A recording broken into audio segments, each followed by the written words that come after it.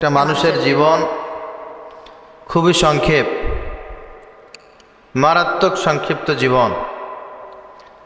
এই জীবনের তুলনা আল্লাহ রাব্বুল আলামিন কোরআনুল কারীমের অনেক জায়গায় দিয়েছেন। জীবনটা কতটা সংক্ষিপ্ত এটার বর্ণনা কোরআনুল কারীমে আল্লাহ তাআলা দিয়েছেন অনেক জায়গায়।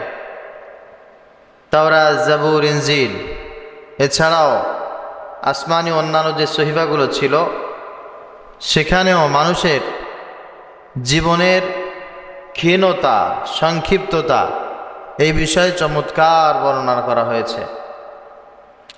শয়তানের একটি কাজ হচ্ছে মানুষকে এই কথা বোঝানো যে অনেক কিছু করার সময় আছে, পরে অনেক সময় পাবে, সময় আছে, নো টেনশন, ডু ফুর্তি। ইবলিস মানুষকে এই বিষয়টা সব সময়ের জন্য বুঝিয়েছে। আদম আলাইহিসসালাম থেকে শুরু করে পর্যন্ত আবাহমান কাল ইবলিসের একটি কাজই ছিল এর। আর মানুষের জীবন যে অত্যন্ত সংক্ষিপ্ত, আল্লাহ রাব্বুল আলামিন কোরআনুল কারীমে সহ প্রত্যেকটি আসমানি কিতাবে সহিফায় এগুলো বুঝিয়েছেন। নবীজি সাল্লাল্লাহু আলাইহি ওয়াসাল্লাম সাহাবীদেরকে নিয়ে মাঝে মাঝে প্রায় সময় এই বিষয়ে আলোচনা করতেন যে মানুষের জীবনটা কত সংক্ষেপ। কোরআন এবং সুন্নাহ থেকে অবশ্যই বলা হবে। এর আগে বাস্তবতা থেকে দুই একটি শিক্ষা, তা হচ্ছেই আমাদের জীবন এই পর্যন্ত আল্লাহ তাআলা আমাদেরকে নিয়ে আসছে 10 বছর, 20 বছর, 30 বছর, 40 বছর, 50 বছর, 60 বছর।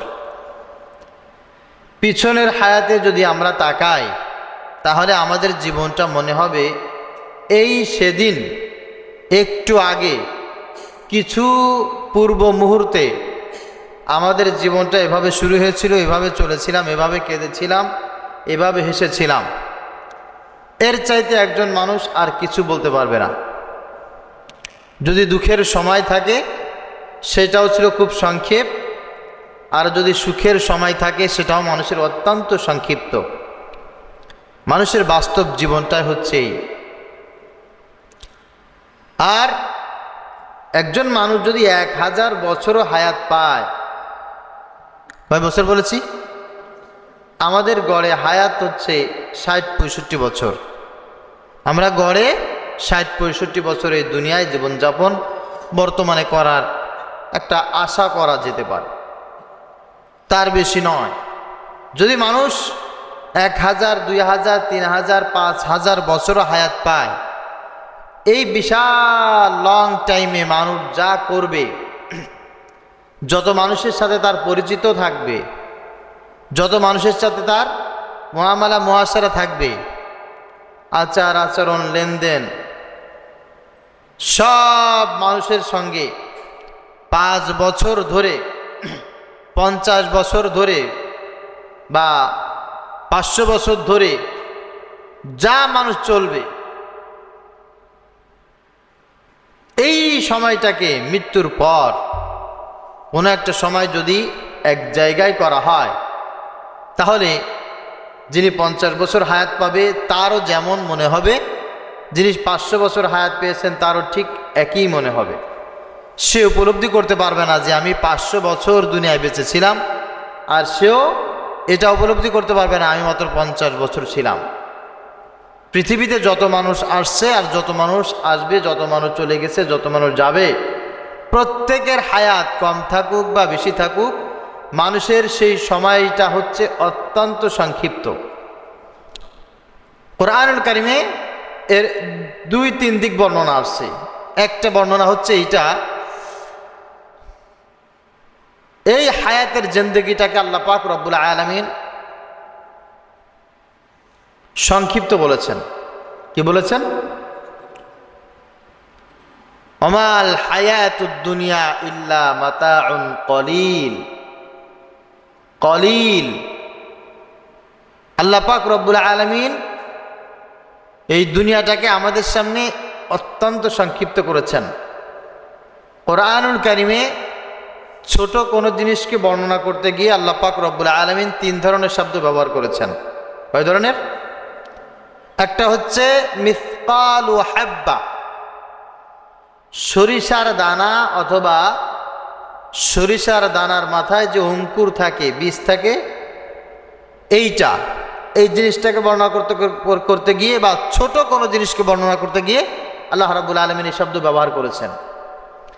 আবার ছোট কোনো জিনিসকে বর্ণনা করতে গিয়ে আল্লাহ রাব্বুল আলামিন বর্ণনা করেছেন যাররা, মিসকালা যাররাতিন খায়রা ইয়ারা যাররাতিন শাররা ইয়ারা, ভালো মন্দ কাজ যেটা যত ছোট হোক, এই ছোট বর্ণনা করতে গিয়ে আল্লাহ পাক রব্বুল আলামিন যাররা শব্দ ব্যবহার করেছেন।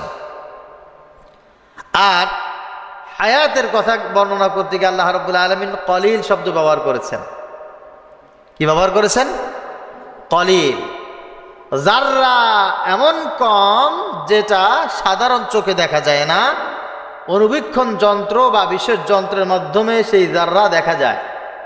ক্ষুদ্রাকে ক্ষুদ্র যেটাকে বলে, অণু পরমাণু, এটা সাধারণ চোখে দেখা যায় না, কিন্তু এর একটা অস্তিত্ব আছে, এর একটা অস্তিত্ব আছে, একটা অবস্থান আছে। মিসকালা হাব্বা, এটা হচ্ছে সরিষার দানা বা সরিষার দানার অঙ্কুর। এটা খালি চোখে দেখা যায়, কিন্তু এটাকে ভাগ করা যায় না। কি করা যায় না? টুকরো টুকরো টুকরো করে ভাগ করে 3-4 জনকে দেওয়া যায় না। কলিল মানেও ছোট। এই ছোটটা এমন ছোট, সেটা হচ্ছে বাষ্পের মতো, এই আছে এই নাই। কি বলেছি? এই আছে এই নাই, এইটা হচ্ছে কলিল। যেমন ধরেন আপনি পেট্রোল বা পেট্রোলিয়াম জাতীয় কোনো পদার্থ আঙুলের মাথায় করে যদি কাউকে বলা হয় যে আমি আঙুলের মাথায় করে একটু পেট্রোলিয়াম পদার্থ আনতেছি, ওখান থেকে এই জায়গা আনলাম, যখন উঠাইছি আঙুলের মাথায় ছিল, এই পর্যন্ত আস্তে আস্তে সেটা কি হয়েছে? চলে গেছে, হাতে তার অস্তিত্বও নাই। অর্থাৎ একটু আগে ছিল, এখন নাই। দেখতে দেখতে যেটা শেষ হয়ে যায়, দেখতে দেখতে যেটা শেষ হয়ে যায়, ছিল এটাও সত্য কথা, নেই এটাও সত্য কথা, আছে এটাও সত্য কথা, আবার থাকবে না এটাও সত্য কথা। এটাকে বলা হয় কলিল। মানুষের হায়াতকে বর্ণনা করতে গিয়ে আল্লাহ রাব্বুল আলামিন বলছেন যে এটা হচ্ছে কলিল, সামান্য। মানে এটা আছে, কিন্তু এমন অল্প যে এটা কাউকে দেখানো যায় না। কি করা যায় না বলেন? ছিল, ওখান থেকে এই পর্যন্ত আস্তে আস্তে শেষ।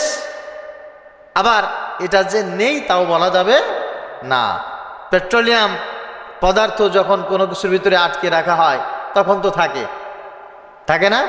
আল্লাহ পাক রব্বুল আলামিন মানুষের হায়াতটাকে কলিল বলেছেন এই কারণে, মূলত আমাদের যে অস্তিত্বটা, এটাকে আল্লাহ রাব্বুল আলামিন 3 জায়গায় সংরক্ষণ করেছেন। কয় জায়গায়? একটা হচ্ছে আলমে আরওয়াহ, ছিল, ওখানে আছে, অস্বীকার করার কোনো কারণ নাই।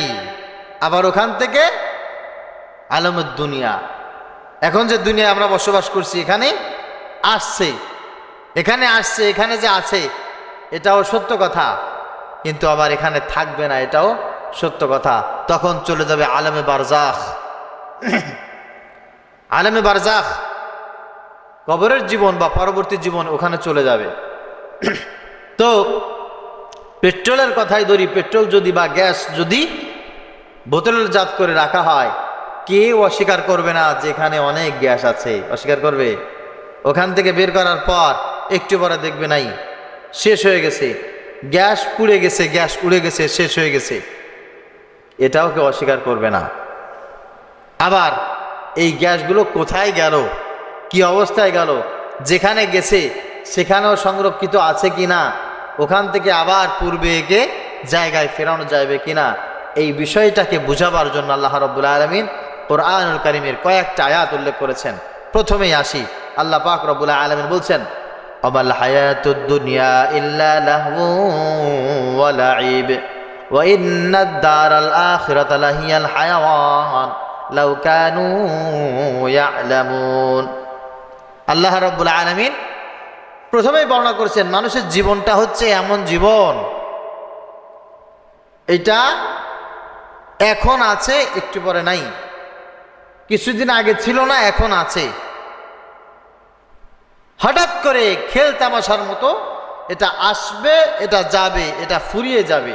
তবে এখান থেকেই চলে যাওয়ার রাস্তাটা সহজ করতে হবে এই সময়ের মধ্যেই।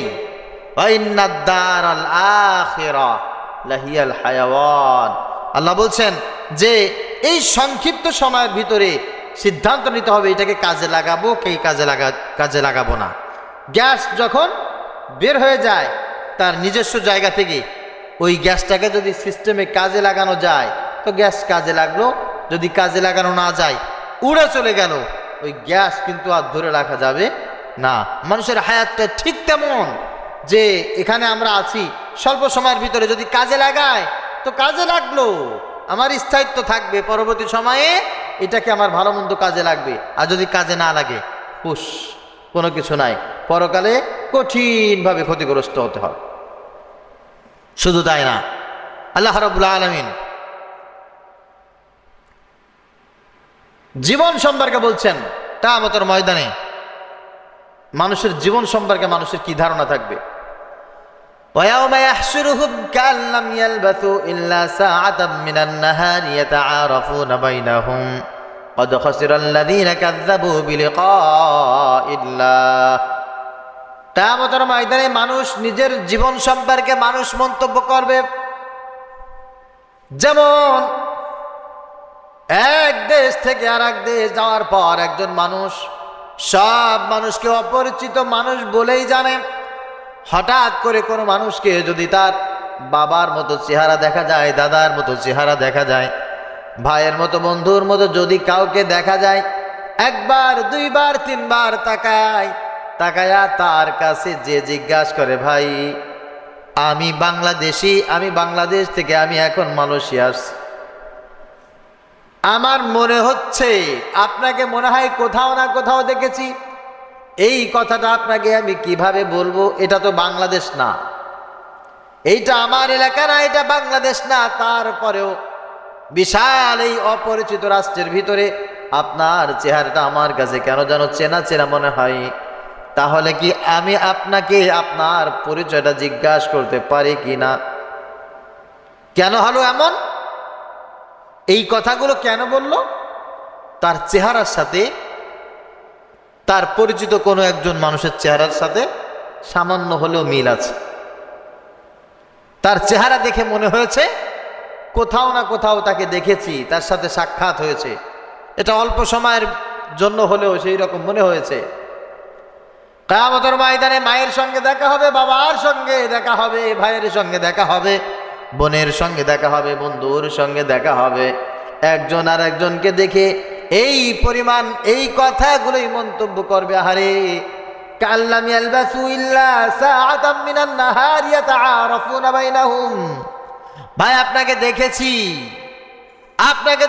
আপনাকে চিনেছি, মনে হয় আপনি আমার মা হতেন, মনে হয় আপনি আমার বাবা হতেন, মনে হয় আপনি আমার ভাই হতেন, মনে হয় আপনি আমার বোন হতেন, আপনি আমার কেউ না কেউ মনে হয় হতেন। এটা আমি বুঝতে পেরেছি। এটা কি সত্য নাকি মিথ্যা? সত্য নাকি মিথ্যা? কেমন মনে হবে? قد خسر الذين كذبوا بلقاء الله।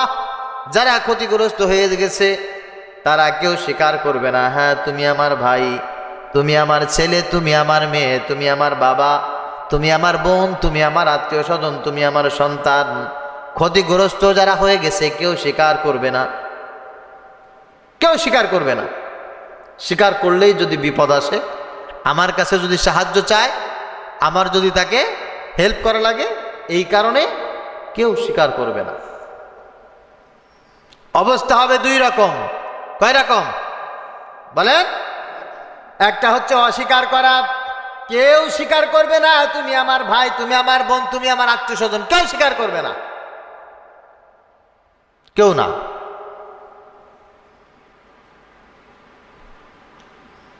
আর একটা অবস্থা হবে এরকম, কথাও বলবে না, ভালো কোনো আলোচনাও করবে না, দৌড়ে পালিয়ে চলে যাবে, এক দৌড় পালিয়ে চলে যাবে। ইয়াউমা ইয়াফিরুল মারউ মিন আখিহি ওয়া উম্মিহি ওয়া আবিহি ওয়া সাহিবাতিহি ওয়া বানি লিকুল্লি ইমরিইম মিনহুম ইয়াউমা ইযিন শাআনুন ইউগনি। আল্লাহ পাক রব্বুল আলামিন বলেন, ভাইয়ের কাছে যখন যাবে, ভাই তুমি তো আমার ভাই হতে, এতটুকু কথা বললে ভাই এক দৌড়ে পালিয়ে চলে যাবে, আর কোনোদিন ভাইয়ের চেহারা দেখতে পাবে না। বন্ধুর কাছে যাবে, তুমি আমার বন্ধু হতে, সাহায্য চাওয়া না চাওয়া দূরে থাক, বিপদের কথা শোনা না শোনা পড়ে থাক, এক দৌড়ে পালিয়ে চলে যাবে। অসাহিবাতিহি ওয়া বানিহি, সন্তানের কাছে যাবে, সন্তান পালিয়ে চলে যাবে, একটা হচ্ছে অস্বীকার করবে আর একটা হচ্ছে পালিয়ে যাবে। এই দুটি সূরা ছাড়া কোন সূরাত কুরআনুল কারীমে আল্লাহ পাক রব্বুল আলামিন বর্ণনাও করেন নাই। যে দেখা হলো আব্বার সাথে, আব্বা আসসালামু আলাইকুম, ভালো আছেন? দাদা ভালো আছেন? উত্তর দেবে যে হ্যাঁ ভালো আছি, তুমি ভালো আছো, কি অবস্থা, তোমার হিসাব নিকাশ কি খবর, না একটা বর্ণনাও দেখাইতে পারবেন না, একটাও না। অনেকে আমাদের মাদ্রাসায় বাচ্চাদেরকে দিয়ে যায়, নিজের চরিত্র বদমাইশি চরিত্র, মারও অবস্থা যা, বাবারও অবস্থা তাই, নামাজ নাই, কালাম নাই, হালাল নাই, হারাম নাই, দেখে মুসলমান কিনা তাও চেনা যায় না। আবার কি গল্প দেয় জানেন, আমার ছেলে হাফেজ হয়ে গেছে, ও আমারে পার করে নিয়ে যাবে, নাউজুবিল্লাহ বলেন। আমার ছেলে আলেম হয়ে গেছে, পার করে নিয়ে যাবে। নেওয়ার সম্ভাবনা আছে, কি বলেছি বলেন তো, নেওয়ার সম্ভাবনা আছে, কিন্তু কনফার্ম মনে করাটা কবিরায় গুনাহ। কনফার্ম মনে করা যাবে যদি আল্লাহ পাক আপনাকে আপনার সন্তানের উসিলায় ভালো না বানায়, ভালো হইলেন না। ছেলেকে মাদ্রাসায় দিছেন, মেয়েকে মাদ্রাসায় দিছেন, ওকে রাবিয়া বসরি বানাইলেন, হাসান বসরি বানাইলেন, আপনি আবু জাহেলি থেকে গেলেন। কোরআনুল কারীমের কোথাও আছে কিনা, কোন আয়াত আপনাকে সান্ত্বনা দিছে, কোন হুজুর আপনাকে বলছে আপনার ভালো হওয়ার দরকার নাই, আপনি যে অবস্থা আছে এই অবস্থা চলবেন, আপনার ছেলে আপনাকে পার করে নিয়ে যাবে। আপনার ছেলে কি চাইতে পারবে কিনা এর কোনো ওয়ারেন্টি গ্যারান্টি আছে? হাফেজ হইলে হয়ে গেল, হাফেজ হইলে জান্নাত পেয়ে গেল, আলেম হইলে জান্নাত পেয়ে গেল? পাওয়ার সম্ভাবনা, সবাই বলেন পাওয়ার সম্ভাবনা, হজ করলে জান্নাত পেয়ে যাবে, পাওয়ার সম্ভাবনা আছে। আর যদি মোটে হালাক হয়ে যেত, সম্ভাবনাই নেই। পরীক্ষা যে দেয় সে পাশ করে অথবা ফেল করে, কিন্তু পরীক্ষায় যে দেয় না, ওর আবার পাশ ফেল আছে নাকি? ভালো কাজ যে করে কবুল হওয়ার সম্ভাবনা আছে, যে ভালো কাজই করে না তার আবার কানার আবার রাতের দিন আছে নাকি? নবীজি সাল্লাল্লাহু আলাইহি ওয়াসাল্লাম তার স্ত্রীর সঙ্গে, তার সন্তানের সাথে, তার বন্ধু বান্ধবের সাথে, উপস্থিত সাহাবীদের সাথে এই বিষয় নিয়ে সব সময় তিনি আলোচনা করতেন। নবীজি সাল্লাল্লাহু আলাইহি ওয়াসাল্লাম চমৎকার চমৎকার কথা বলতেন। একবার তিনি বলতেছেন, আমার সাহাবীরা, আমি তোমাদেরকে একটা উদাহরণ দিতে চাই, তোমাদের জীবনটা কেমন, তোমাদের জীবনের স্বপ্নটা কেমন, আর তোমাদের ভবিষ্যৎটা কেমন, আমি তোমাদেরকে একটু বুঝাইতে চাই। নবীজি কথা বলে দুটি পাথর হাতে নিলেন, ছোট ছোট দুটি পাথর, একটা খাল বলেন, ডোবা বলেন, চৌবাচ্চা বলেন, যাই বলেন না কেন, পানি সামনে, দুটি পাথর তিনি পানির ভিতরে নিক্ষেপ করলেন। একটা পাথর দিলেন একটু কাছে, আর একটা পাথর দিলেন একটু দূরে। নবীজি বললেন, আমার সাহাবীরা কিছু বুঝতে পেরেছো নাকি? ইয়া রাসূলুল্লাহ, ইয়া হাবিবাল্লাহ, না কিছু বুঝি নাই। আল্লাহ এবং আল্লাহ রাসূল সব চাইতে বেশি ভালো জানে। নবীজি সাল্লাল্লাহু আলাইহি ওয়াসাল্লাম বললেন, শোনো, দূরে যে পাথরটা আমি নিক্ষেপ করেছি ওটা হচ্ছে মানুষের বেঁচে থাকার স্বপ্ন, মানুষের জীবনে অনেক কিছু করার ইচ্ছা, সংকল্প, দৃঢ় প্রতিজ্ঞা। ওই দূরে যে পাথরটা আছে ওইটা, আর কাছে যে পাথরটা আমি নিক্ষেপ করেছি এটা কি জানো? ইয়া রাসূলুল্লাহ, ইয়া হাবিবাল্লাহ, না আমরা জানি না। নবীজি বললেন, কাছে যে পাথরটা নিক্ষেপ করেছি এটা হচ্ছে মানুষের মৃত্যু, এটা হচ্ছে মানুষের শেষ সময়। এই পৃথিবীতে একটা মানুষ জন্মগ্রহণ করেন নাই, আল্লাহ পাক রব্বুল আলামিন একটা মানুষকেও পৃথিবীতে পাঠান নাই যেই মানুষটা তার জীবনের সব কাজকর্ম আশা পরিপূর্ণ করে তবেই জীবন থেকে চলে গেছে, দুনিয়া থেকে বিদায় নিয়ে চলে গেছে। এমন একটা মানুষ আল্লাহ পাক এই জমিনে প্রেরণ করেন নাই। ইয়া রাসূলুল্লাহ, আপনিও তাই? হ্যাঁ, আমিও তাই, আমিও তাই। তবে আমার স্বপ্নটা দুনিয়ার জন্য ছিল না, আমার স্বপ্নটা ছিল আখিরাতের জন্য। আমার স্বপ্নটা আমার জন্য ছিল না, আমার স্বপ্নটা ছিল আমার উম্মতের জন্য। এটাই হচ্ছে পার্থক্য। মানুষের হায়াত কিন্তু অত্যন্ত সংক্ষিপ্ত, আর মানুষের বেঁচে থাকার স্বপ্ন, মানুষের অনেক কিছু করার স্বপ্ন এ জীবনেও কোনোদিন শেষ হয়। এখন যে বলে যে আমার সব শেষ, আমি যা ইচ্ছা করেছিলাম সব পেয়েছি, আমার তেমন কোনো কিছু নেই, এ হয় মিথ্যা কথা বলে, তা না হলে এ বোকা, এর মাথায় কাজ করে না। হয় মিথ্যা কথা বলে, তা নাহলে মাথায় কাজ করে না। কে বলেছে? হাদিসের ভিতরে আসছে, নবীজি সাল্লাল্লাহু আলাইহি ওয়াসাল্লাম বলছেন, মানুষের বয়স যত বাড়ে, মানুষের বয়স যত বাড়ে, মানুষের রূহ তত তাজা হয়, রূহুর যৌবন তত বৃদ্ধি পায়, আর মানুষের শরীর তত বেশি ক্লান্ত হয়ে যায়। বয়স বাড়ে, তার সব কিছু বৃদ্ধি পায়, যৌবন বাড়ে, রূহের আত্মার যৌবন বাড়ে, আত্মা বুড়ো হয় না আর আত্মা দুর্বল হয় না। এই জন্য বয়স্ক যারা আছে সাবধান, গুনাহের সম্ভাবনা তাদের খুব বেশি পরিমাণ। দাড়ি পেকে গেছে তো কি হয়েছে, দাঁত নড়ে গেছে তো কি হয়েছে, শয়তানি করা, গুনাহ করার স্পৃহা তাদের ভিতরে একজন যুবকের চাইতে কয়েকশো গুণ বেশি, কয়েকশো গুণ বেশি। কারণ তার আত্মা যৌবন হচ্ছে, আত্মা মারাত্মক লেভেলের শক্তিশালী হচ্ছে, আর শরীর কি হচ্ছে বলেন, নিস্তেজ হয়ে যাচ্ছে। একজন মানুষের কোনো অসুস্থতা নেই, জ্বর নাই, সর্দি নাই, চোখ সমস্যা নাই, কান সমস্যা নাই, কোনো সমস্যা নাই, কোনো সমস্যা নাই, কোনো অসুখ নাই। ডাক্তারের কাছে গেলে ডাক্তার বলে যে পরিপূর্ণ সুস্থ আছে, কিন্তু এই লোকটার একটা সমস্যা, তা হচ্ছে এই লোকটার বয়স 60, 70, 80 হয়ে গেছে। একটা মাত্র কারণ বা একটা মাত্র জিনিস, বয়স বেড়ে গেছে। তো বয়স বাড়াটা এমন একটা কারণ, পৃথিবীর কোনো রোগ তার দরকার নাই, ওর বয়স বেড়ে গেছে, তার মানে সব রোগ এখন ওর মাথার পরে। বুঝেন নাই? বয়স হয়ে গেছে তার মানে কি? তার মানে হচ্ছে আপনি যত সেফ থাকেন না কেন, চিন্তা ফিকির করেন না কেন, আপনার এখন চোখ কাজ করবে না, কান কাজ করবে না, দাঁতে কাজ করবে না, হ্যাঁ, বডি চলবে না, কোনো কিছু চলবে না। আপনার সুস্থ দেহ আস্তে আস্তে আস্তে আস্তে নিস্তেজ হয়ে যাবে। তার মানে কি?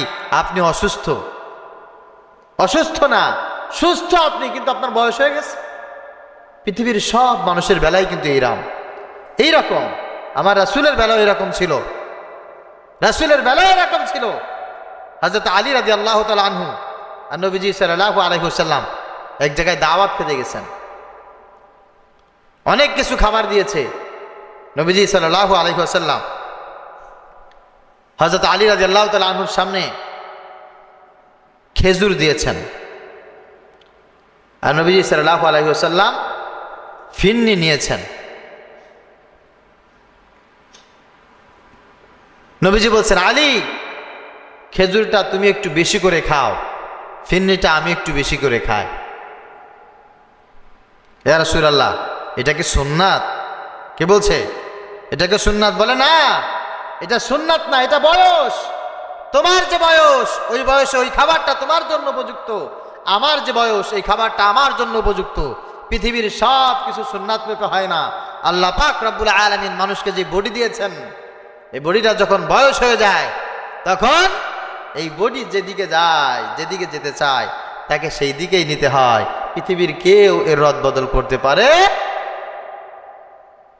না। এই জন্য মানুষের সবচাইতে বড়, পৃথিবীতে সবচাইতে বড় অসুস্থতা হচ্ছে মানুষের বয়স। সবচাইতে বড় অসুস্থতা কি বলেন? কথা বলেন, কথা বলেন। বয়স। যার বয়স যত বেশি সে তত বেশি অসুস্থ, সে তত বেশি অসুস্থ। নবীজি সাল্লাল্লাহু আলাইহি ওয়াসাল্লাম বলেছেন, বয়স বাড়ে তো বডি নিস্তেজ হয়ে যায়, নষ্ট হয়ে যায়। বয়স বাড়ে তো আত্মা শক্ত হয়, আত্মা যৌবন লাভ করে, আত্মা পরিশুদ্ধ হয়। এই জন্য বয়স্ক মানুষের কাছে সবসময়ের জন্য আত্মার চিকিৎসা নিতে হয়, আত্মার চিকিৎসা নিতে হয়, যে বিষয়গুলো সাধারণ যুবক মানুষের কাছ থেকে নিতে হয় না। বয়স্ক যারা আছে আত্মার চিকিৎসা নিতে হয়, কিন্তু বয়স্ক মানুষের দ্বারে গেলে বয়স্ক মানুষকে উঠাই দিতে হয়, নামাই দিতে হয়, হেঁটে নিয়ে যেতে হয়, কাঁধে করে নিয়ে যেতে হয়, গাড়ি হাত দিয়ে নিয়ে যেতে হয়। কিন্তু যখন অচেনা কোনো পথে আপনি যাবেন, অচেনা কোনো কাজ করবেন, তখন ওই বয়স্ক মানুষের দ্বারা জিজ্ঞাসা করেন যে কাজটা কিভাবে করব। উনি এক কথায় যেভাবে বলবে, ওই রকম সুস্থ মানুষ 100 জন বললেও তার ধারে কাছে যেতে পারবে। এই টোটাল জিন্দেগিটাই হচ্ছে মানুষের জন্য এত সংক্ষিপ্ত, এত সংক্ষিপ্ত, যে সংক্ষিপ্তটাকে কিয়ামতের ময়দানে একজন মানুষ আর একজন মানুষকে দেখবে। সেই মানুষটা কে? মা, বাবা, ভাই, বোন, স্ত্রী, সন্তান। তাদের চোখের দিকে তাকায়া এতটুকু বলবে, তোমাকে কোথায় যেন দেখেছি। যেমন বাংলাদেশ থেকে বিদেশ গেলে বাবার চেহারার মতো, ভাইয়ের চেহারার মতো, প্রতিবেশের কারোর চেহারার মতো যদি কাউকে পেয়ে যান, একবারের পরে 2 বার তাকান, 3 বার তাকান। তাকায়া যদি সময় সুযোগ হয় জিজ্ঞাসা করেন, ভাই কোথায় জানি আপনাকে দেখেছি। বলে কারণটা কি? কারণটা হচ্ছে আপনাকে চেহারাটা দেখে এরকম মনে হচ্ছে। তো একজন মানুষকে কয়বার দেখলে, কিভাবে দেখলে, পরবর্তীতে তার চেহারা দেখলে এইরকম ফিলিংস জাগে যে তাকে আমি মনে হয় দেখেছি। ঠিক তদ্রূপ দুনিয়ার জীবনটা মায়ের সাথে, বাবার সাথে, ভাইয়ের সাথে, বোনের সাথে, স্ত্রী সন্তানের সাথে কাটাইলেন তো 30, 40, 50, 60, 70 বছর। কিয়ামতের ময়দানে ওইভাবে চিনতে পারবেন না। কাল্লাম ইয়ালবাসু ইল্লা সাআতাম মিনান নাহার ইয়াতাআরাফুনা বাইনাহুম। কেমন যেন একজন মানুষ আর একজন মানুষকে চিনতে যত সময় লাগে, এত সময় আমরা এই দুনিয়ায় ছিলাম। কথা বুঝতে পেরেছেন? তো একটা মানুষকে, অপরিচিত মানুষকে আমি রূপসা একবার দেখলাম, ওই মানুষটার সাথে আবার ফকিরহাটে দেখা হয়ে গেল, মোটামুটি চেনা যাবে কি যাবে না? কথা বলে নাই, চেনা যাবে কি যাবে না? তো ওই মানুষটাকে রূপসা একবার দেখে, ফকিরহাটে দেখে আবার চিনতে রূপসায় কয় মিনিট তাকায় থাকা লাগছে তার সাথে, তার দিকে? ওই ট্রলারে উঠে 2 মিনিট দেখছেন, বা ঘাটে পার হওয়ার সময় একবার চোখে চোখ পড়েছে। এইটুকু সময় 30 সেকেন্ড, 1 মিনিট, 2 মিনিট দেখার কারণে ফকিরহাটে এসে দেখা হলো, তাকে আপনি চিনে ফেললেন। এই যে সময়টুকু 1 মিনিট, 1.5 মিনিট, 2 মিনিট, কিয়ামতের ময়দানে এই দুনিয়ায় যদি কোন মানুষ 1000 বছর, 10,000 বছরও হায়াত পায়, তো সবচাইতে আপন মানুষটাকে কিয়ামতের ময়দানে দেখলে মনে হবে যে তার সঙ্গে কোথায় যেন দেখা হয়েছে। কথা বোঝা গেছে? এই 1000 বছর একটা মানুষের সঙ্গে আপনার ওঠা বসা, চলা ফেরা, আচার আচরণ, কথাবার্তা, মুআমালা মুআশারা কেমন যেন কিয়ামতের ময়দানে ইয়াতাআরাফুনা বাইনাহুম, কোথায় যেন দেখেছি, তাকে মনে হচ্ছে আমি চিনি। তো তাকে, একটা মানুষকে চিনতে যতটুকু সময় লাগে, এই দুনিয়ার জীবনটা আল্লাহর ভাষায় ঠিক ততটুকু সময়।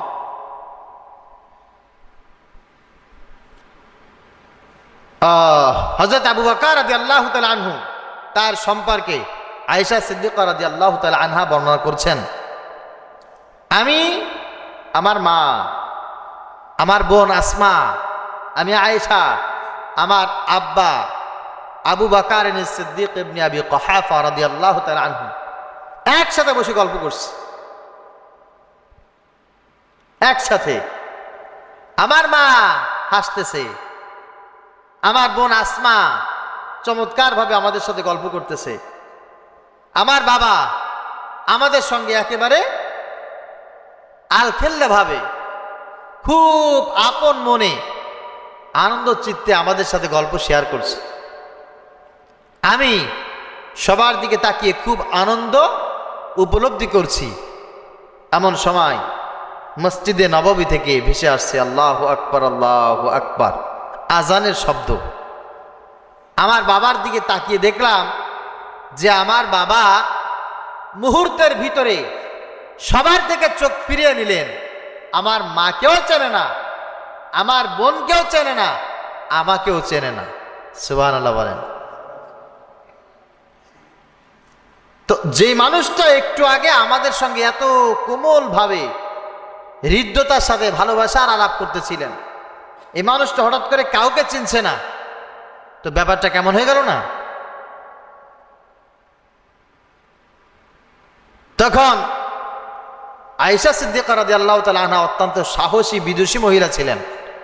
উনি জিজ্ঞাসা করছেন, আব্বা আব্বা জিজ্ঞাসা করছেন, ডাক দিয়েছেন। হযরত আবু বকর রাদিয়াল্লাহু তাআলা আনহু জিজ্ঞাসা করে, মান আনতে, তুমি কে? আনা আয়েশা। জিজ্ঞাসা, তুমি কে? বলে, আব্বা আমি আয়েশা। মান আয়েশা, আয়েশা কে? হযরত আয়েশা রাদিয়াল্লাহু তাআলা আনহা সাহসী মহিলা ছিলেন। উনি বলছেন, বিনতে আবু বকর সিদ্দিক। আয়েশা হচ্ছে আবু বকরের মেয়ে। হযরত আবু বকর এবার জিজ্ঞাসা করছেন, মান আবু বকর, আবু বকরটা আবার কে? নিজের কথায় নিজেই ভুলে গেছেন আবু বকর কে। হযরত আয়েশা রাদিয়াল্লাহু তাআলা আনহা তিনি বলছেন যে আমি উত্তর দিয়ে যাচ্ছি, আমি বলছি ইবনে কুহাফা। আবু বকর হচ্ছে ইবনে কুহাফা, কুহাফার ছেলে। মানিল কুহাফা, কুহাফা আবার কে? এ কথা বলে ফাতাওয়াল্লা আবি, আমার আব্বা ওখান থেকে ত্যাগ করলেন, মসজিদে চলে গেছেন। হযরত আবু বকর রাদিয়াল্লাহু তাআলা আনহু একটু আগে তার অবস্থা আর এখনকার সময় তার অবস্থা আকাশ আর পাতাল বললেও ভুল হবে। আকাশ পাতাল বললেও ভুল হবে, তার চাইতে মারাত্মক। তিনি মসজিদে গেলেন, নামাজ আদায় করলেন, নামাজ শেষ করে আবার বাড়ি ফিরে চলে আসছেন। এবার আয়েশা রাদিয়াল্লাহু তাআলা আনহা বলছেন, আব্বা একটা কথা জিজ্ঞাসা করতাম। বলে, অবশ্যই বলো। আজান হয়ে গেল, এত চমৎকার ভাবে আমরা সবাই মিলে পরিবারের কুশল বিনিময় করছিলাম, আলাপচারিতা লিপ্ত ছিলাম, আপনি এমন করে আচরণ করলেন, আব্বা এটা তো আসলে বুঝতে পারলাম না।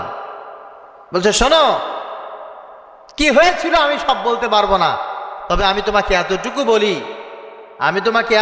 বলি, সেটা হচ্ছেই কারোর ফ্লাইট যদি হয় এখান থেকে সৌদি আরব, এখান থেকে আমেরিকা, 10 ঘন্টা 20 ঘন্টা 30 ঘন্টার জার্নি, ওই জার্নিতে যাওয়ার জন্য বিশাল ওই ভ্রমণ সফল করার জন্য কাউন্টারে দাঁড়ায় আছে। কোথায় দাঁড়ায় আছে? কাউন্টারে আছে বা এয়ারপোর্টে আছে, ইমিগ্রেশন পার করে বসে আছে। হঠাৎ করে বিমানবালা ডাক দিল, খুব দ্রুত করে বোর্ডিং পাসপোর্ট নিয়ে বিমানে চলে আসেন। খুব দ্রুত করে কন্ট্রাক্টর ডাক দিয়েছে, গাড়ি চলে আসছে, দ্রুত করে উঠে আসেন। যত আপন লোক থাকুক না কেন, কারোর সঙ্গে আর কুশল বিনিময় করার সময় থাকে না। যেহেতু আমি এই গাড়ির জন্যই অপেক্ষা করছি, আমাকে আমার গন্তব্যে যেতেই হবে, আমাকে ডাক দিয়েছে চলে যেতে হবে। আমি ডানে বামে কিছু বলবো না, কোনো দিকেই তাকাবো না। এটাই হচ্ছে একজন ভালো যাত্রী বা বুদ্ধিমান মানুষের আসল পরিচয়। আমি দুনিয়ায় আসছি, একটা বাস কাউন্টারে মানুষ যতক্ষণ থাকে, একটা এয়ারপোর্টের ভিতরে ইমিগ্রেশন পার করার পর যত সময় মানুষ বিমানের জন্য অপেক্ষা করে, এতটুকু সময়, এটা তো অনেক সময়। এর চাইতে 1000 গুণ, কোটি গুণ বেশি কম সময় হচ্ছে মানুষের দুনিয়ার জীবন। এই জীবনে যখন আমি সেই সময়ের সম্মুখীন হই, এই ক্ষুদ্র জীবন কিভাবে কাটবে আমি নিজেও সেটা কল্পনা করতে পারি না। হযরত আলী রাদিয়াল্লাহু তাআলা আনহু নবীজির সামনে, নবীজি ডাকলেন, আলী এদিকে আসো। ইয়া রাসূলুল্লাহ, বলেন। আমি তোমার কাছে জানতে চাই, মানুষের মৃত্যু কত দূরে?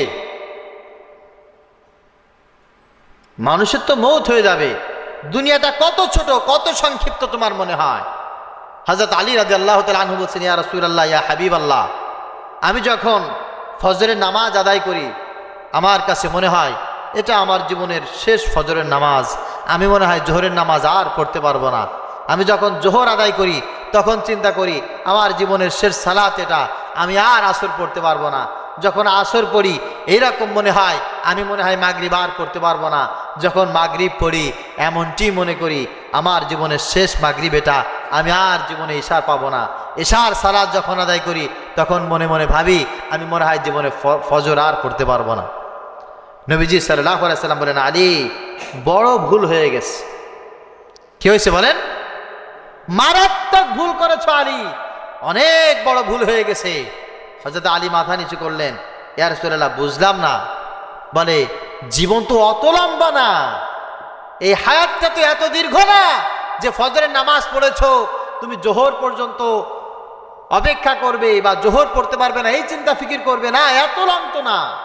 বরঞ্চ তুমি এটা মনে করবে ডান দিকে তুমি সালাম ফিরিয়েছো, নামাজের ভিতরে বাম দিকের সালাম ফিরাইতে পারবে কি না এইটা চিন্তা ফিকির করো।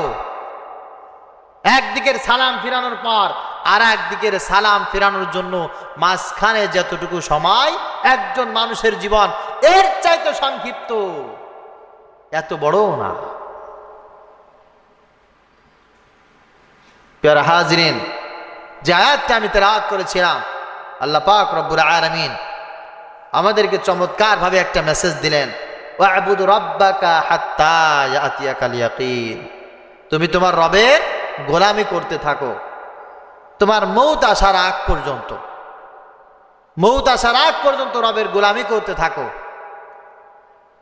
দেখবে হঠাৎ করে তোমার গোলামি করার সব সরঞ্জাম ইচ্ছা থেকে যাবে, তোমার হায়াত থাকবে, কথা বলেন, হায়াত থাকবে না।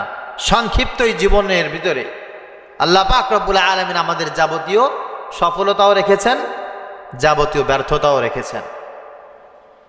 প্রিয় হাজরিন, এই সংক্ষিপ্ত জীবনে নবীজি সাল্লাল্লাহু আলাইহি ওয়াসাল্লাম মুমিনদেরকে তিনটি কাজ করতে সবচাইতে বেশি অনুপ্রেরণা করেছেন, দিয়েছেন তিনটি কাজ। কয়টি কাজ বলেন? কত সবাই বলেন? তিনটি কাজ। এখানে পৃথিবীতে একজন মানুষ উইদাউট প্রফেট মুহাম্মদ সাল্লাল্লাহু আলাইহি ওয়াসাল্লাম, তিনি ছাড়া পৃথিবীতে এমন একজন মানুষও পাওয়া যাবে না যার জীবনে ভুল ত্রুটি হয় নাই। পাওয়া যাবে না। ভুল ত্রুটি যেহেতু প্রত্যেকের আছে, নামাজের হিসাবে 100 পাওয়া কঠিন, জাকাতের ব্যাপারে কঠিন, তেলাওয়াতের ব্যাপারে কঠিন, জিকিরের ব্যাপারে কঠিন, অন্যান্য যে কোনো ইবাদতের ক্ষেত্রে মানুষের ত্রুটি বিচ্যুতি আছে, থাকবে, এটাই স্বাভাবিক।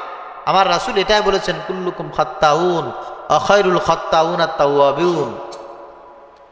তোমরা সবাই গুনাহগার, একজন মানুষ দুনিয়ায় এরকম নাই যার কোনো গুনাহ নাই, কিন্তু তার ভিতরে যে তাওবাতুল্লাহ বেশি করতে পারবে আল্লাহর কাছে ওই ব্যক্তির দাম তত বেশি। সুবহানাল্লাহ। আর নবীজি সাল্লাল্লাহু আলাইহি সাল্লাম তিনটি কাজ বেশি বেশি করতে বলেছেন এই কারণে পৃথিবীর যে কোনো কাজের খাসারাত, ক্ষতি পরিপূরক এই তিনটি কাজ দ্বারা করা সম্ভব। আলহামদুলিল্লাহ বলেন। হ্যাঁ, যদি সেটা হকুল্লাহ হয়ে থাকে, আল্লাহর হক হয়ে থাকে, তাহলে অবশ্যই সম্ভব। এক নাম্বার, সাদাকায়ে জারিয়া। কি বলেছি বলেন তো? সবাই বলেন। আমারে খুশি করার জন্য দরকার নাই, মুখস্থ করেন। সাদাকায়ে জারিয়া অর্থাৎ আপনি মরে যাবেন, আপনি মরে যাওয়ার পরে এমন কিছু কাজ আপনার জমিনে থাকবে যেই কাজ মরবে না, ওই কাজটা চলতে থাকবে, ভালো কাজ। এই রকম কাজ বেশি বেশি করতে হবে। কথা বোঝা গেছে? তিনটে কাজ বেশি বেশি করতে হবে, তার ভিতরে একটা হচ্ছে সাদাকায়ে জারিয়া। একটা টিউবওয়েল পুঁতে রেখে গেলেন, আপনি মরে যাবেন, টিউবওয়েলে মনে হয় মরে গেলে আর পানি উঠবে না। কথা বলেন, উঠবে? উঠবে। মানে মানুষ সেখান থেকে পানি নিতে থাকবে। একটা মসজিদ নির্মাণ করে গেলেন, একটা মসজিদে ছাদের জন্য কিছু ডোনেশন দিয়ে গেলেন, আপনি মরে গেলে মসজিদটা 200-100 বছর থাকবে না? আর যদি মসজিদই নির্মাণ করা হয়, আলহামদুলিল্লাহ, মসজিদ তো কিয়ামত পর্যন্ত থেকে যাবে। মাদ্রাসা নির্মাণ করে দিলেন, কিছু কিতাবাদি কিনে দিলেন, একটা গাছ লাগা দিলেন, একটা রোড করে দিলেন, একটা কালভার্ট নির্মাণ করে দিলেন। এই যে জনগণের উপকার, দ্বীনের উপকার, ইসলামের উপকার, সাদাকায়ে জারিয়ার কাজ, এই কাজগুলো আপনি বেশি বেশি করে করবেন। কথা বোঝা গেছে? এই কাজ যদি বেশি বেশি করেন, আপনি যদি আল্লাহর হুকুম দুনিয়ায় ঠিকমতো মানতে নাও পারেন, আপনি চলে গেছেন, কিন্তু এই কাজের যে বেনিফিট আপনার কবরে যেতে যেতে যেতে যেতে যেতে যেতে হয়তোবা একটা সময় আপনার কোনো গুনাহ থাকবে না। বলেন সুবহানাল্লাহ। সাদকায়ে জারিয়ার কাজ বেশি বেশি করা। নাম্বার 2, মানুষকে ভালো কিছু শিখিয়ে যাবেন। কোরআন তেলাওয়াত শিখাবেন, মানুষকে হাদিস শিখাবেন, একটা ভালো উপদেশ দিবেন, একটা ভালো কিতাব লিখবেন। আমি যে কথাগুলো বলছি, কথাগুলো রেকর্ড হচ্ছে। আমি মরে গেলে এই কথাগুলো থাকবে না? কথা বলেন। মানুষ এই কথাগুলো শুনবে না? আমার উদ্দেশ্য যদি খালেস থাকে, ভালো থাকে, আমি যখন চলে যাব, যাওয়ার পর এই কথাগুলো যত মানুষ শুনবে, যত মানুষ শুনবে, ওই মানুষের যে পরিবর্তন আসবে, মানুষ যে আমল করবে এই কথাগুলো শুনে, এই সব কবরে পৌঁছে দেবেন একজন। তিনি কে? কথা বলেন। এজন্য এমন কিছু মানুষকে শিখায় যায় না, এমন গালি গালাস, অশ্লীল বাক্য, খারাপ নীতি, খারাপ আদর্শ এমন কিছু মানুষকে শিখিয়ে দিয়েন না, যেগুলো মরার পরে আপনার জাহান্নামের কারণ হবে। ভালো কিছু মানুষকে দিতে থাকেন, আপনার জ্ঞান গরিমা যা কিছু আছে এগুলো মানুষকে দিতে থাকেন, যতদিন পর্যন্ত থাকবে। আমি একজনকে কোরআন শরীফ শিখাইলাম, সে আরেকজনকে শিখাইলো, সে আরেকজনকে শিখাইলো, সে আরেকজনকে শিখাইলো, কিয়ামত পর্যন্ত এই যে ধারাবাহিকতা বজায় থাকবে। আমি যদি গুনাহগারও হই, তাহলে আমার কবরে তার থেকে তার থেকে তার থেকে যত মানুষ কোরআন শিখেছে সব সব আল্লাহ পাক আমার কবরে পৌঁছে দেবে।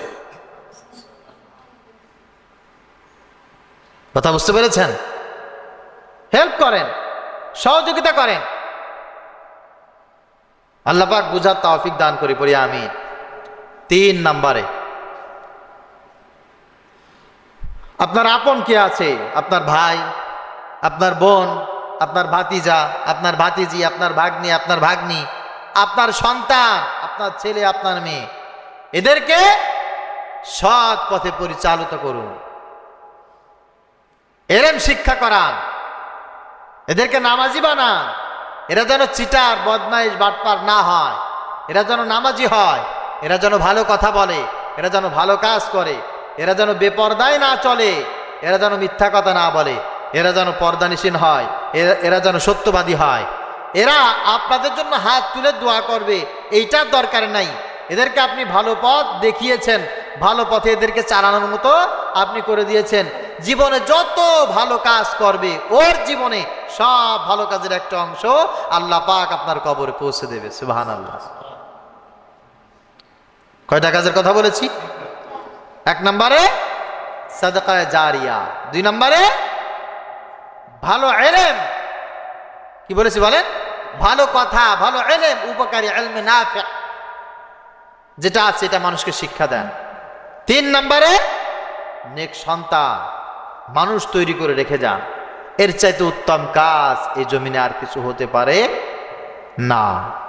নবীজি সাল্লাল্লাহু আলাইহি ওয়াসাল্লাম বলেছেন, কিয়ামতের ময়দানে ওই ব্যক্তি সব চাইতে বড় অভাবী হবে, দুর্ভাগা হবে, যে পাহাড় পাহাড় পাহাড় নেকি নিয়ে হাসরের ময়দানে উঠবে, কিন্তু লোকটা জাহান্নামে চলে যাবে।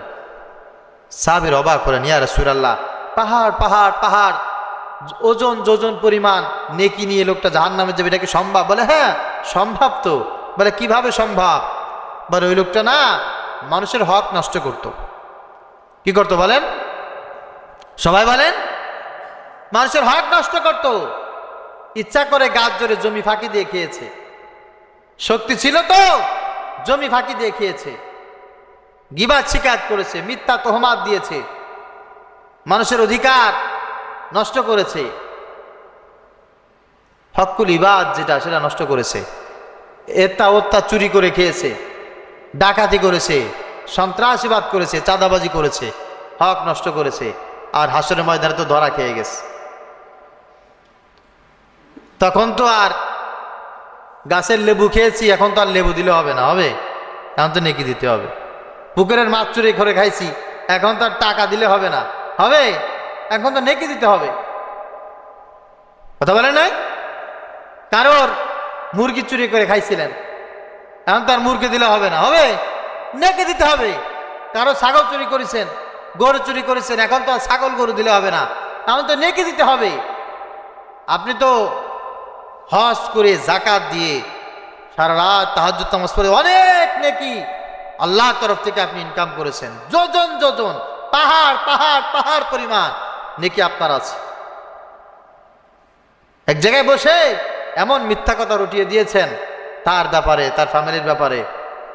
এই মানুষগুলো কিয়ামতে তখন আল্লাহর কাছে অভিযোগ দিছে, আল্লাহ আমার এই চুরি করে খাইছিল, আমার এই নামে মিথ্যা কথা বলছে, আমার এই হক নষ্ট করছে, এই করেছে, আমার অন্যায়ভাবে মাথার উপরে আঘাত করছে, আল্লাহ আমার জমি ফাঁকি দিয়ে খাইছে। আল্লাহ বলবে এখন কি চাও? বলে আমরা এগুলো ফেরত দিতে হবে। তোমার এই জমির ব্যাপারে, তোমার এই সম্পদের ব্যাপারে কি পরিমাণ নেকি হলে হবে? আমার এই পরিমাণ নেকি দিতে হবে।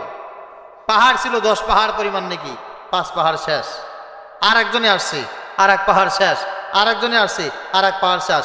এখন দিতে দিতে দিতে দিতে সব নেকি শেষ হয়ে গেছে, সব নেকি শেষ হয়ে গেছে। কিন্তু এখনো কিছু লোক দাঁড়ায় আছে, আল্লাহ এর সাথে আমার লেনদেন আছে।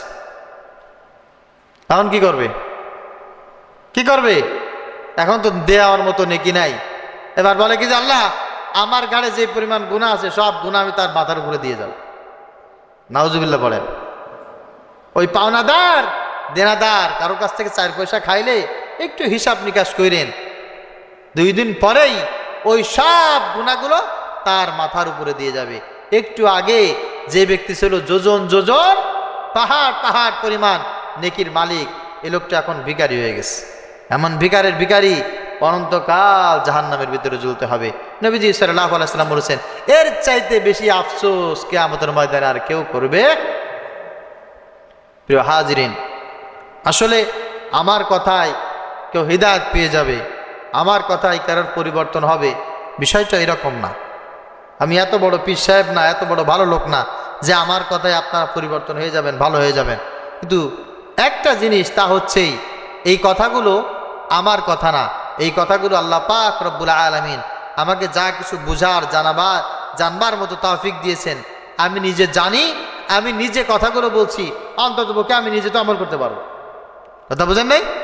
আপনি আমল করবেন না করবেন, আপনার ভিতরে ফিলিংস আসবে কি না আসবে আপনার ব্যাপার, আপনার ব্যাপার। তবে সবার জন্য দোয়া করি যারা এই কথাগুলো শুনছেন, আল্লাহ পাক রব্বুল আলামিন সবাইকে জানো এই কথাগুলো আমল করার তৌফিক দান করেন। যেহেতু আমরা সকলে কবর পথের যাত্রী, আমাদের বাড়ি ভাঙা থাকুক, 10 তলা থাকুক, 5 তলা থাকুক, 7 থাকুক, 3 থাকুক, আর মাইটে ঘর থাকুক, রাস্তার কোণে থাকি আর গাছতলায় থাকি, যেখানেই থাকি না কেন, আমরা সবাই এক জায়গায় থাকবো, এক জায়গার যাত্রী, তা হচ্ছে কবর পথ। কবর পথেরই যাত্রী যেহেতু আমরা, ওই যাওয়াটা যেন আমাদের জন্য নিরাপদ হয়, ওই যাওয়াটা যেন আমাদের জন্য সুখের হয়, ওই যাওয়াটা যেন আমাদের জন্য শুভনীয় হয়। আল্লাহ পাক রব্বুল আলামিন আমাকে সহ সবাইকে আমল করার তৌফিক দান করুক। সকলে বলি আমিন।